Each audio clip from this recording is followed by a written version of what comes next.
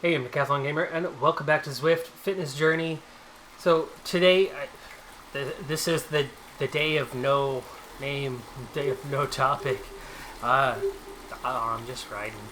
I don't know what to talk about. I know a couple things to talk about briefly, but I'm in between. I'm in between what was the huge bounce back Monday, and I'll talk about that one in just a second because I have something to say about that, but I'm planning on doing a lengthy ride Friday. Now, for you, of course, that's Tuesday and Saturday, but, whatever. Yesterday, that last episode, two days ago, whatever. See, I can't even hardly gather my thoughts right now. I'm so busy. Still, almost caught up. Almost. Anyway, right 2 days ago, I did something different. If you saw it to the end, you would have heard at least the discussion about it, but it was before I got the feedback after, which was good. It was a good ride. It was a nice ride. So, what happened within that ride, I dropped a gear, went a little lower, and pushed. I just leveled up. Nice. The radar. I knew I was really close, but Tour Italy Challenge. Ooh, cool. Anyway, I dropped down a gear and upped my cadence 5 to 10 RPM, which wasn't hard by going that gear lower to achieve that RPM. And in doing so, turns out that the consistency that I was able to maintain with the easier pedaling and not fighting the resistance quite as much. It was only one gear lower than what I would normally ride, but man oh man did it pay off, because I actually ended up raising my 20-minute average for the first time in quite a while, and it ended up lifting my FTP. It was only +4. I went from a 136 to a 140, but still, that was surprising because I was not riding hard. I was just riding easy, just in a higher tempo. Like right now, I'm at a low tempo, and I'm gonna look to pick that up here soon. But at the moment, I'm warming up, and not wanting to push things presently. But yeah, so that was surprising. I knew that my cadence is still a bit low, especially right now. I mean, I'm very much in cruise mode, but so apparently the cadence really adds up, and the difference between 7.5 RPM and one gear favors the RPM as opposed to the gear. So, lesson learned, and we'll see if I can continue to push RPMs instead of trying to push gears, because I'm always trying to push higher gears, knowing that you get more speed out of it. But yeah, apparently the RPMs make an even bigger difference. I don't know how I'm doing it right now, but I'm cruising and doing 32k pH. So, alrighty then. Well, anyway, let's go ahead and get things moving on. With the level up, I just picked up what looks like 100,000 drops for hitting level 10. So now, approaching 300,000, I would imagine I'll definitely have 300,000 by the end of today. So the main thing for today's episode is going to be, at the end, I want to go back in and buy a frame. So we're going to buy a frame today and see what we can get. So today's going to be about the upgrades, so I guess I just came up with a name for the episode. However, I am going to do a lot of fast forwarding, a lot of time. Wow. Am I tired or something? Times lapse to get kind of quickly towards the end for you. Definitely not ride quite as long as I have here recently, but let's see if we can start picking that RPM up bravely. Now, a couple things to talk about. Of course, last episode was about the Euros, and well, there's more to say about the Euros because, well, it's still going on. Match day 1, of course, has finished. Now match days 2, as in the second round of matches, group stage, is now underway. And first off, kind of left off that last one going France, Germany. Could be for all the marbles type matchup. That is not the same Germany. That is a couple former stars like Mats Hummels making an absolute meal of that game, giving that one away. Though he did make a nice tackle. So that was very desperate and very nearly cost him a second goal. As he just about gave up a penalty. And he did not get all ball. He got ball. But man, he got a whole lot of the man. And nearly made that 2 goals for France by himself. That Germany, in my opinion, will not get terribly deep. They're still good. They are absolutely a good team, and they've got plenty of names, plenty of firepower, and they'll compete. But they are a shadow of the former World Cup champion just a handful of years ago. Now, France every bit looks the part. Mbappe's absurd speed, Pogba's vision. Pogba absolutely just tore them to shreds, and I would love to see him do that for his club team. You know, the team that everybody either loves or loves to hate. I'm the one-word variety of those two. But anyway, I hear the argument made that Conte is the reason for that, but I don't know, I wasn't seeing much from Conte. I was just seeing Pogba trusting the players around him, wanting it, being hungry, and having the freedom tactically to do those things. And he never seems to have the unleashed mode when he's playing for United. Well, France looks really, really good. And I'd say after match day 1, I would pick them to be the favorite. Now, I previously didn't throw Italy into the mix at all for even semifinals, just as a quarterfinals type team. And I might have to reassess that after their match day 2 against Switzerland. But as that game just finished, as I'm at the time of recording, Switzerland, I mean, they're not bad. But really, what does Switzerland have to offer? Their biggest threat, Shaqiri. I really like Shaqiri. I think it's a shame. I think it's an absolute shame that he sits on the bench at Liverpool and can't hardly get minutes. I think for that reason, Shaqiri is not the player he was 3-4 years ago at Stoke City. That player was so exciting to watch. So exciting. Oh my goodness. I really enjoy seeing a short little stocky muscular guy like Shaqiri just run ragged. I'd say two of the most interesting and exciting players in the Premier League. Shaqiri, at least as a Stoke City player a few years ago, not currently. And then Wolves, Traore. Same sort of concept, right? Short, stocky guys, very muscular. They have the strength, they have speed, and in Shaqiri's case, it's more about the ball at his feet and what he can do there. Switzerland not using him properly.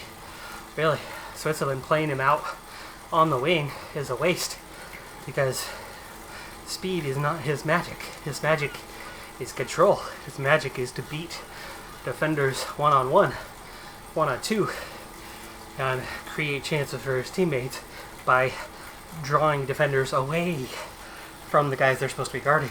And he does that through the middle of the pitch. So much better than he does that out on the wing. Out on the wing, maybe he beats one guy, but the next guy just covers him off, and the other guy just drops in to pick up the one that he just beat. As opposed to in the middle of the pitch, where you're pulling up holding mids or you're pulling up center backs to do that, which then frees the striker to have a run at goal and get those kind of chances that France is creating so regularly right now. Pogba is creating. I remember the graphic late in that game where at that moment, and it was just before Pogba made it like number 4, Pogba had made 3 through balls completed. Successful through balls that set a teammate off towards goal. He'd had 3. Germany as an entire squad only had a couple. Well, Italy, again, Switzerland, not that great of an opponent. And 3-0 might be convincing, and yes, the game was convincing, and yes, the game was comfortable. The last goal came very late, and they might have been comfortable at 1-0, but anything can happen at 1-0. And one team could always look better than the other team, but it can change in an instant. And Switzerland was looking for that instant. They were pushing on and they were leaving gaps in their defense that made them vulnerable to then 2-0 and then a silly third goal. So, yes, Italy looked good. But, again, for the second time I'll say this about Italy, they've done it against weaker opposition. What happens when they face Netherlands or Belgium, Portugal, France, even Germany for that matter? Maybe I need to be bumping Italy up over Germany at this point, but just a couple of good performances from Italy against weak opposition just means that they're good against that weak opposition. Does not mean that they're going to do much against stronger teams. For comparison's sake, stepping away from the Euros for a second, my home nation, the U.S. men's national team, gets tons of criticism for not being able to play well against stronger opposition, but taking care of business against weaker teams, which of course they famously failed to do a single time and missed out on the World Cup entirely. But beyond that, they've kind of always successfully done that. And to break away from that identity, to change that up, they did what I had thought was a very, very smart move. And hiring, brain fart, Jurgen Klinsmann. Whew. Took a second. Had to rack the brain there. It's cycling brain at the moment. I'm busy, I'm active.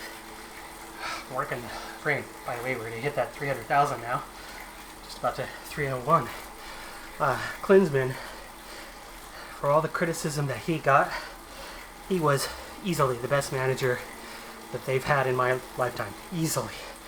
Not even close.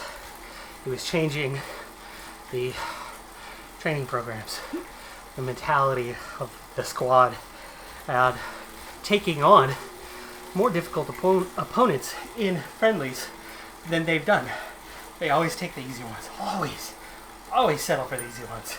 Rarely take on the world's best. And time and time again, for decades, the U.S. squeaks out victories against weak opponents, but beat them, or draw, and then lose against stronger opponents. And at best, get a draw, but never beat the stronger opponents. For decades, Klinsmann was not done with that turnaround. But Klinsmann was definitely showing what they could do with a different mentality. And it was so much prettier to watch than this garbage team that we're stuck with yet again.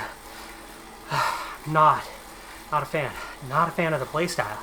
Now, players, right on paper right now, we have some young talent. You listen, of course, the headliner, but we have some young talent that's the best the U.S. has seen in quite some time. And this team should be comfortable. And yes, I know they got a win against Mexico just recently. That was luck. That was so much luck involved in that win. Probably could argue that it was not deserved. And The U.S. team is a team that, yeah, sure, okay, weak opponents, right, like Italy, okay, we can handle them, we can take care of them, but you put us up against stronger opposition. In this case, I'd even name Italy among that. Stronger opposition, and they're going to get handled. They're going to get manhandled. Play style in the U.S. especially, and I see it. I see it all the time down at my level. You got so many players that don't have skill on the ball. So, to make up for it, they're just going to shoulder tackle the crap out of everybody. And it's very annoying. Very, very annoying to go up against that. Especially when they're already 6 inches taller than me, and they come in and they're just like, whack, and throw you down. From my level anyway, we're not pros, we're amateurs. We're paying to play. We have day jobs. We don't want to get injured. And so to have those players come along that don't care, that play that style anyway, to hide the fact that they lack skill, is just ridiculous. I get it at professional level, at international level, that these are the world's best. And my wife likes to use the saying, it's not $1 million goal. For those guys it is. For those guys I understand. For the US though, that's the go-to. For the managers and for so many of the players and pretty much the MLS as a whole is, I'm just going to try to knock you over and win the ball that way, and from that get an opportunity to put the ball on goal. It's not football. American football. It's not American football. It's world football. It's soccer, as we call it here. Show some skill. Control the ball. Pass the ball. I don't have great control, but I'm a great passer. I don't bowl people over. I play patiently. I wait for them to make a mistake. I take the ball off their foot. I'm short, but I'm good with headers. So I jump high. I get into a better position. There's ways to get around your shortcomings, but they don't have to include killing everybody else on the field while you're at it.